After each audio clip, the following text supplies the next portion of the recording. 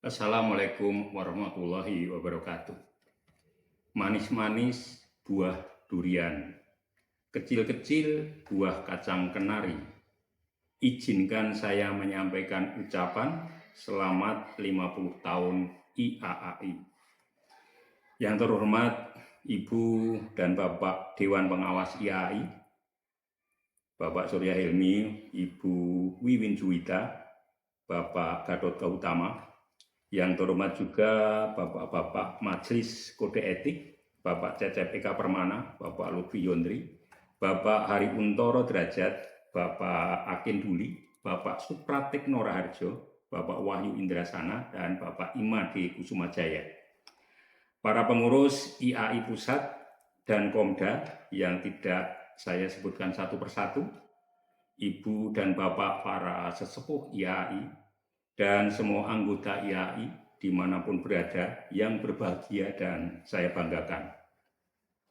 Pertama, tentunya kita panjatkan puji syukur kehadirat Allah Subhanahu wa Ta'ala yang telah memberikan rahmat, hidayah, dan juga kesehatan pada kita semua, sehingga pada hari ini kita bisa berkumpul di sini secara luring maupun daring dalam rangka memperingati ulang tahun IAI yang ke-50. Pada hari ini bertepatan dengan tanggal 4 Februari 2026, bertepatan dengan hari ulang tahun IAI yang ke-50.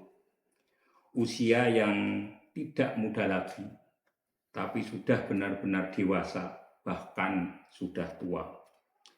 IAI yang didirikan oleh para sesepuh kita pada tanggal 4 Februari 1976 di Bogor, Jawa Barat, pada saat pertemuan ilmiah arkeologi dengan nama Ikatan Ahli Arkeologi Indonesia atau disingkat IAAI. Para pendiri IAI yaitu Bapak R.P. Suyono, Bapak Hasan Muarif Ambari, Bapak Teguh Asmat, Bapak Sukatno, Bapak Hadi Mulyono, Bapak Ismanu Adi Sumarto, Bapak Bambang Sumadyo, Bapak Mundarjito, Bapak Harun Kadir, Umbi Mulia, dan Bapak Mahfudi Mangkudilaga. Dalam perjalanannya yang sudah 50 tahun, telah berganti-ganti ketua umum, yaitu yang pertama Bapak R.P. Suyono, kemudian Bapak Hasan Muarif Ambari, Ibu Edi Sediawati, Bapak Hari Truman Simanjuntak, Bapak Hari Untoro Derajat, Bapak Yunus Satrio Atmojo, Ibu Wiwin Juwita Ramelan, dan sekarang saya sendiri adalah Marsis Sutopo. Sampai sekarang ada 10 Komda, yaitu berada di Sumatera Utara dan Aceh, Komda Sumatera bagian tengah meliputi Sumatera Barat, Riau, dan Kepulauan Riau, kemudian Komda Sumatera bagian selatan meliputi Jambi, Sumatera Selatan, Bangka Belitung, Bengkulu, dan Lampung, kemudian Komda Jawa Barat Banten, kemudian Komda Jabodetabek, Komda DIY Jawa Tengah, Komda Jawa Timur, Komda Bali NTB dan NTT, Komda Kalimantan, dan Komda Sulam Papua. Pada tahun 2018, di masa kepengurusan Bu Wiwin, mengurus akta perkumpulan sesuai ketentuan perundangan pembentukan perkumpulan, maka dinamakan Perkumpulan Ahli Arkeologi Indonesia yang selanjutnya disebut IAAI. Dengan akta notaris nomor 30 tanggal 16 Mei 2018 dan SK Dirjen Administrasi Hukum Umum Kementerian Hukum dan HAM nomor AHU 000926/AH.01.07 tahun 2018. Pada Kongres IAI bulan November tahun 2021 di Jakarta menghasilkan keputusan antara lain IAI berpindah ke Jogja karena yang terpilih adalah saya yang kebetulan tinggal di Jogja. Dan sampai sekarang Sekretariat Pusat IAI masih berada di Jogja, paling tidak sampai akhir 2027 atau awal 2028. Sebagai konsekuensi organisasi yang sudah berbadan hukum, maka harus dijalankan sesuai dengan ketentuan akta organisasi dan anggaran dasar serta anggaran rumah tangga yang sudah disahkan melalui Kongres.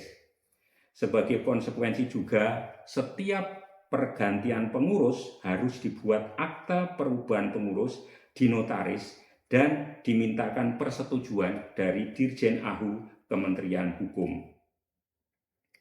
Sesuai struktur organisasi, ada 3 struktur utama, yaitu Dewan Pengawas yang dipilih melalui Kongres, kemudian Ketua Umum dan Sekretaris Jenderal yang dipilih melalui Kongres, serta Majelis Kode Etik yang juga dipilih melalui Kongres. Setelah 50 tahun, lebih-lebih sekarang sudah menjadi organisasi profesi yang mandiri, paling tidak sejak memiliki badan hukum tahun 2018, harus benar-benar mampu menjadi organisasi yang mandiri dan profesional.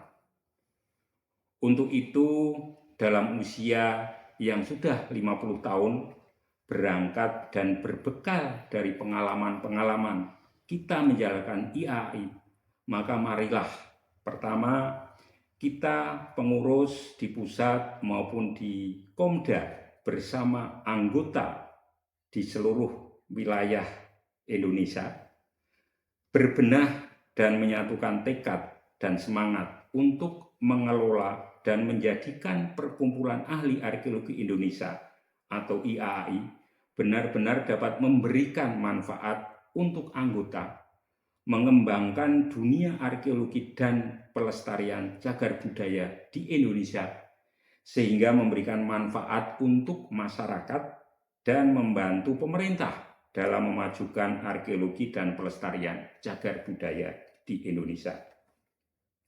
Yang kedua, peningkatan kapasitas SDM dan anggota IAI sekarang dan ke depan menjadi kebutuhan yang tidak dapat ditawar lagi. Untuk teman-teman anggota IAI yang sekarang bekerja di sektor swasta sebagai perencana, pelaksana, dan pengawas pekerjaan harus memiliki sertifikat kompetensi tenaga ahli pelestarian sesuai amanah Undang-Undang Cagar Budaya. Untuk itu maka IAAI melalui Yayasan LSP P3 Cagar Budaya, ini adalah yayasannya IAAI, sedang merintis lembaga sertifikasi profesi pihak ketiga. Mudah-mudahan pada tahun ini sudah bisa mendapat lisensi dari BNSP untuk melakukan sertifikasi tenaga ahli pelestarian cagar budaya untuk skema pemugaran dan pemotretan cagar budaya. Yang ketiga, banyak sebenarnya yang dapat dirancang dan dilakukan selama tahun 2026 ini dalam rangka merayakan 50 tahun IAI, baik di pusat maupun di setiap Komda. Antara lain pembuatan buku 50 tahun IAI, seminar nasional atau pertemuan ilmiah arkeologi, kemudian bakti sosial arkeologi, dan IAAI Awards. Keempat, untuk itu marilah kita merapatkan barisan, semakin dewasa dan bijak untuk menyikapi berbagai perubahan, baik perubahan internal organisasi maupun eksternal organisasi.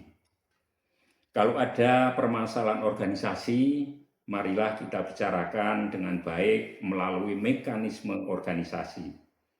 Ada pengurus, ada dewan pengawas, dan ada majelis kode etik. Jangan sampai sedikit-sedikit di permasalahan arkeologi diunggah ke media sosial, karena yang membaca media sosial itu adalah publik atau masyarakat yang nanti justru akan bisa menimbulkan kegaduhan arkeologi.